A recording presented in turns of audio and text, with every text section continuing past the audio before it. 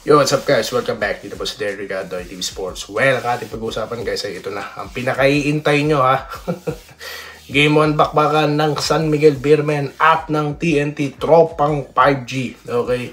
Ano po bang mga prediction ko dyan or prediction ko? At mga pa-shoutout. Bago po yan, salamat muna ha sa mga subscribers po ng channel na ito at sa followers din sa Facebook. Maraming salamat sa inyo lahat. Sa mga hindi pa po nagsasubscribe, baka po nagkakalimutan tayo. Road to 17K na po tayo guys. No? Pindutin nyo na yan no? Kung kayo natutuwa dito. Ayaw nyo ng mga fake news. Aba, pindot na guys. No? Okay. So, yun na nga po. No? Nabanggit ko yung fake news kasi nga po. Naglipa na naman po ang mga notorious fake news no about Ginebra trades daw. Okay, naisusumbong sa atin ng ating mga minamahal na subscribers no. Kaya po pinapabulaan natin 'yan. Katulad na lang yung Ahan Mishi daw no at itong Mikey Williams.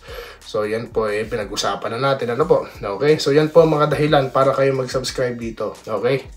Kina-counter check natin 'yan. We are the fact checker, okay? Okay. Fuck. Check it. Alright. So dito na tayo sa diretso na tayo sa bakbakan San Miguel Beermen no. Nakalagay diyan prediction, hindi po. Katuwaan lang po 'yan. Huwag pumaasar sa akin na ang mga fans ng TNT. Mga prediction ni Madam Aul. Hindi. Ano lang po 'yan. Wala po tayong sasabihin ditong mananalo, okay? Dahil ako po talagang legit na nasa gitna. Walang Ginebra, di ba? So ngayon, ang mangyayari dyan, no, ang prediction lang naman ni Doy TV dyan, it's gonna be a huge, no, malupitang pakbakan po yan, okay? Dahil, nako, battle of advantage and disadvantage, yon ang ating pinag-uusapan dito. Okay, unahin na natin na San Miguel. Meron pong advantage sa loob at labas ang San Miguel, no? At proven they can run, no? Okay? Ang tanong, how can they sustain this? Okay, yan ang tanong ko. That's question. Alright? English mo lang. So, yun na nga. So, pagdating po sa loob, no? Sabi ko nga sa nakaraang content, kailangan po magpalakas na ang mga sentro ng TNT. Okay, kung paano nila pipigilan ng loob. Okay, ang tambalang Junmar Pajardo at itong si Brondial. At pagkatapos niyan, hindi pa tapos ang boxing dahil may tautua pa. Okay, so yan po ang inside. Okay, going out naman. Si Boy Dila natin, yung paborito po nating player na si Joel Cruz, no? Sorry, Jericho Cruz. Siya po, okay? Ganun din po itong si Lassiter, no? The greatest na po ba siya? Or number 1 3-point shooter sa liga, di po ba? Okay? Sa kanila din. Oh, meron pang Chuaomi, ha? Okay? Meron pang tawag dito yung number 3 nila. Di ba? So ganyan po katindi itong San Miguel. Alright? Dito naman tayo sa TNT. Anong meron ng TNT? Well, meron silang BGR, meron silang Machine Gun Kelly. So nakikita po natin dito, no, outside shots, no, yung tambalang Pugoy Optana, di po ba? Okay, may nadagdag pang heading. So sa tingin ko po, sa labas lalaroin ito ng TNT at yung kanilang, meron silang guys yung inside game no. More on pick and rolls din po itong TNT. Pero nakita po natin kung paano pigilan niya na San Miguel. So for sure, na-counter na po yan ni Chat Reyes kung anong gagawin niya. Pag nagsona, ito pong ang San Miguel Beermen, no? So, sa tingin ko po, yan ang prediction ko. Dadaanin po sa bilis ng TNT ito. Dahil, yes, San Miguel can run. Pero hindi po ganun kasing bilis or kasing consistent po nitong TNT. Okay? So, yan po ang magiging istorya kung sino pong magiging effective ang siyang mananalo. Okay? So, yan po ang prediction ni Madam Doy TV. Okay? So, ayan. So, kayo, sa tingin nyo, sinong mananalo dyan? Okay? Alright, So, dito na tayo, Shoutout na po tayo, guys. Napakadami pa rin pong nanonood dito sa ating channel, no? Okay, ilan na po tayo? Konti na lang to, no? Magse 17K na tayo, no? Okay. Kay Danilo Maduma, okay? Kahit talo ang Hinebra, wala pa rin makakatalo sa kasikatan. Siguro kung wala ng Hinebra sa PBA, baka matagal na Well, ito pa pala ang gusto kong itopic ba? Lalangawin daw po ang finals ha. Papayag ba kayo niyan, mga taga TNT? Mga taga San Miguel, lalangawin daw. Dahil walang Hinebra.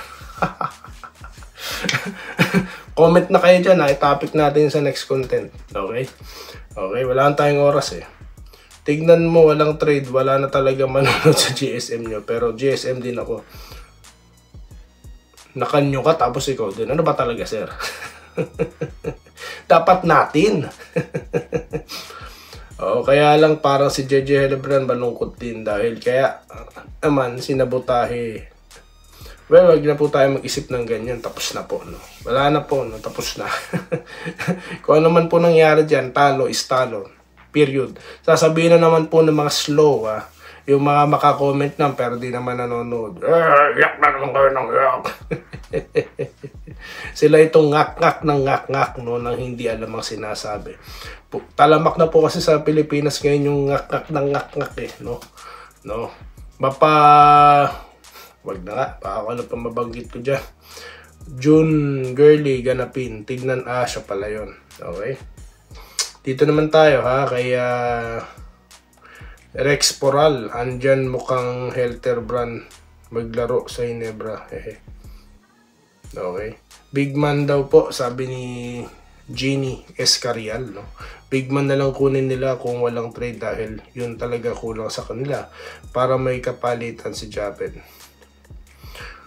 Okay, extra power guy, tama ka, Doy. Dapat real news lang, hindi basta-basta maka-content. Tama, salamat po Okay, dito tayo kay Babel. Ako, idol kahit minsan, di ko naisip yung kay C-Stan. Kasi, una idol, siya ang nagpa-trade. Wala naman magagawa si DC. Talaga po ba? Di ko po alam yan. Ang alam ko po talaga, tinirade siya, no? Dahil, yun na po yung pinakasolusyon, no, sa problema nila doon dahil nga may mga misunderstanding sila, di po ba? Okay? Now, beer muna ako, sabi ni Mary Jane Flores, no? Okay, NSD lang daw po sa kalam. Beer ako para umiyak siya. Nako po, isa rin sa mga inaabang ko dyan, yung mga, mga reaction nito ni Chat Reyes. Kaya po, fully entertained po talaga ang laban na ito, no? Kaya ako, sabi ko nga sa inyo, aabangan ko talaga ito, no? Pag may time pa ako, baka mag-live pa ako, Para po makita ko, makapang-asar tayo, no? Uulitin ko, ha? Pag nagla-live si Doy TV, wala pong laro, okay? Ako lang ang makikita nyo at yung malaking thumbnail ko para hindi masyadong mainis yung mga aasang may laro doon. Okay? At wala rin ako mga pa-Gcash doon. Yung yon, yung palakihan ng ng tawag dito ng donate para isa shoutout. Hindi dito libre pa shoutout eh. Hindi nyo kailangan magpa-Gcash. Hindi kailangan. Okay? Mary Jane Flores Doy. Ano po yun?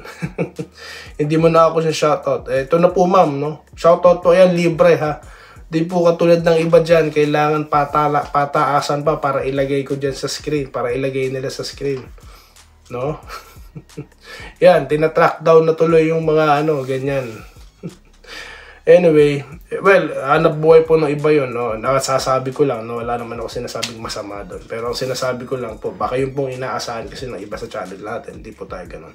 Ito po, Roberto Quiano, magandang morning idol, sana i-trade na si Malonzo. Malonzo po hindi na, no? Yung mga extra, I'm agree. Missy Gray, mga redundant po ito no? Ano po sa asset, drafty, no, para for the next conference. Then at the same time, kung meron pong malaking big man, no, na may potential, pwede yun, no, pwede, okay. Sayang yung Hilang Tiongson, sayang, no.